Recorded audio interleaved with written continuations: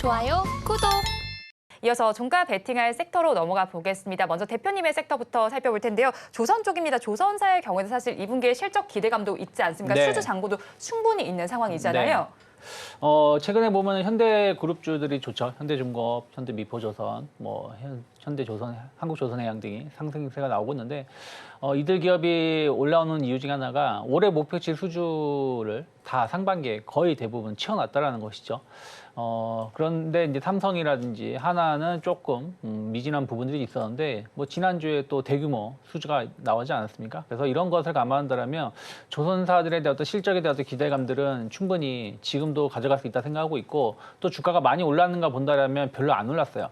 사실 1분기 실적에 대한 어떤 기대감이 있었을 때 주가가 올라왔고 그다음에 기간주죠. 그러면서 다시 지금 우상향 기조가 우상향을 보여주는 것이기 때문에 저는 조선주들 충분히 2분기 실적에 대한 어떤 기대감들 감안한다라면 지금 주가가 그렇게 비싸진 않다라고 생각을 좀 하고 있습니다. 그래서 관련돼서 유가라든지 원자재, 특히 유가가 최근에 많이 올랐죠. 또 원자재도 아까 구리 말씀드렸는데 구리 가격도 상승세를 좀 보여주고 있고 특히 이게 금리 인하에 대한 어떤 기대감으로 올라올 수도 있습니다. 하지만 어쨌든 원자재 가격, 유가의 상승은 또 조선사들에 대해서는 또 긍정적인 시그널이 될 수 있기 때문에 그런 걸 감안한다라면 충분히 공략해볼 수 있다 생각하고 있고 저는 삼성중공업 계속 주목하고 있습니다.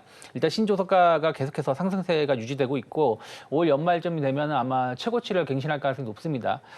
그리고 저가 수주를 계속 안 하기 위해서 노력하고 있고 조선업황 호황세가 장기적으로 이어지고 있다는 부분들 특히 삼성중공업을 제가 계속 지켜보는 이유는 최근에 보면 캐나다 부유식 액화천연가스 생산설비 건조를 최종적으로 확정 지었는데 지금 AI 데이터 센터 때문에 필요한 전력이 엄청나다라고 하는데 이것을 대체할 수 있는 게 천연가스라고 얘기가 나오고 있죠. 그러면 그 LNG 재기와 관련해 가지고 삼성중공업이 상당히 높은 기술력을 가지고 있고 이쪽을 시장을 선점한다라면 새로운 먹을거리를 다시 한번 창출할 수 있지 않을까 생각을 좀 하고 있습니다.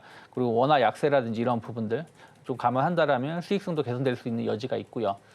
최근에 이슈가 있었던 러시아 관련된 소송도 삼성중공업이 그렇게 불리할 건 없다라고 좀 보고 있기 때문에 지금 가격에서 이제 고점을 갱신하려고 하겠다는 거 감안한다라면 저는 일단 9,300원이 크게 이탈하지 않으면 한 11,000원까지 목표가를 열어놓을 수 있지 않을까 판단하고 있습니다. 네, 종가 베팅할 첫 번째 종목 삼성중공업을 알아봤습니다. 다음으로 이사님께서 가지고 있는 섹터도 알아볼게요. 밸류업 기대감 다시 또 이제 저희가 바라봐야 할 것 같습니다. 이번 달 들어서는 추세 흐름이 좋은 것 같은데 관련주들의 주가 진단 어떻게 하고 계세요?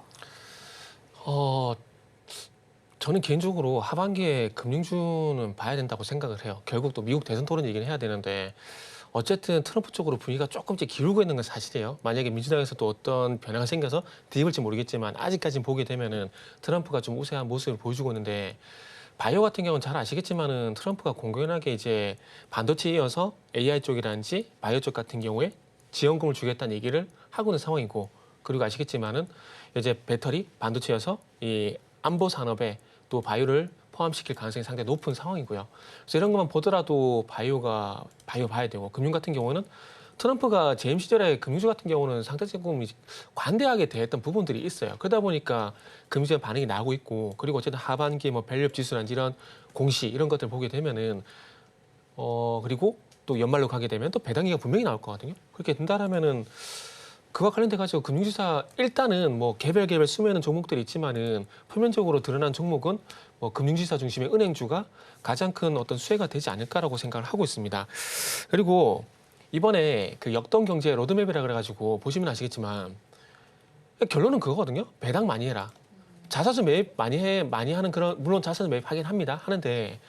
자사주 매입보다는 배당을 좀 많이 하자는 그런 분위기로 가고 있어요. 그러면서 그거 조금 해가지고 생색내기용으로 세공제 해줄 거고 이런 내용들인데 결국 저는 배당이라고 보거든요. 그러면 배당을 많이 하면 누가 수혜를 볼까요? 결국 대주주거든요. 오너 일가가 됐던 외국인이 됐던 대주주거든요. 근데 금융주 같은 경우 보시면 아시겠지만 KB금융, 하나금융주는 저는 개인적으로 외국 회사라 봐야 되지 않을까 생각이 들어요. 왜냐하면 KB금융은 외국인 지분율이 76%예요. 4명 중에 3명이 외국인이거든요. 외국인 회사라고 봐야 되지 않나라는 생각이 들고 뭐 하나금융도 10명 중에 7명 그러니까 70%가 외국인이기 때문에 외국 회사라는 생각이 좀 드는데 어쨌든 배당을 많이 하게 되면 외국인들이 수혜를 많이 볼 수밖에 없다라는 겁니다.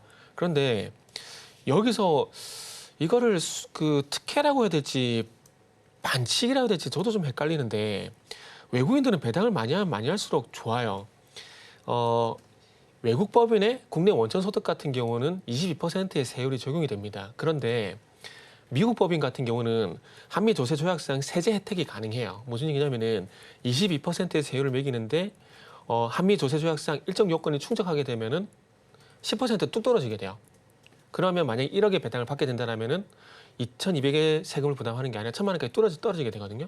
그리고 그것뿐만 아니라 제가 숨겨진 종목도 있다고 말씀드렸는데 그런 회사들 같은 경우는 이제 외국 법인이 국내 한국 자회사를 만들어 가지고 한국 자회사를 통해서 배당을 받아가는 방법인데 요게 또 어떤 변수가 있냐면은 외국 자회사 수입 배당금 입금 불산입이라는 규정이 있어요. 이게 뭐냐면은 결론만 말씀드리면 만약에 1억의 배당을 하게 되면은 95%는 비과세입니다. 9,500만 원 그대로 해외로 가져갈 수 있어요. 나머지 5%에 대해서만 과세를 한다는 얘기거든요. 그러니까 외국인들 같은 경우는 이런 수혜가 있기 때문에 주총이란지 이사회에서 배당 많이 하라고 요구할 수밖에 없고 이미 배당을 많이 하는 분위기이기 때문에 외국인들이 좋을 수밖에 없다라는 거죠. 그러면 외국인들이 지분을 많이 가지고 있는 회사 쪽으로 관심을 가질 수밖에 없다라는 결론이죠. 그러면 우리는 뭐 금융투자소득세가 뭐 도입이 될지 안 될지 모르겠지만 그런 게 있음에도 불구하고 이 배당을 노린 매매 차익이란지 배당금을 보게 되면은 그런 종목들 쪽으로 어쨌든 올라타는 게 세금을 낼지언정 올라타는 게 그래도 가장 이제 안전하게 수익을 낼 수 있는 방법이지 않을까 그런 생각이 들어요. 네, 그래서 이제 뭐 KB금융 가지고 오셨는데 그렇다면 저희 가격 전략을 어떻게 잡아갈까요? 네, 가격 전략은 일단 10만 원 보고 있어요. 그 절대적인 가격에서 볼 거거든요. 10만 원, 15만 원 이렇게 보는 게 맞다는 생각이 들어서 일단 KB금융 목표가는 10만 원이고 손절가는 일단 7만 9천 원 이렇게 좀 생각을 하고 있습니다.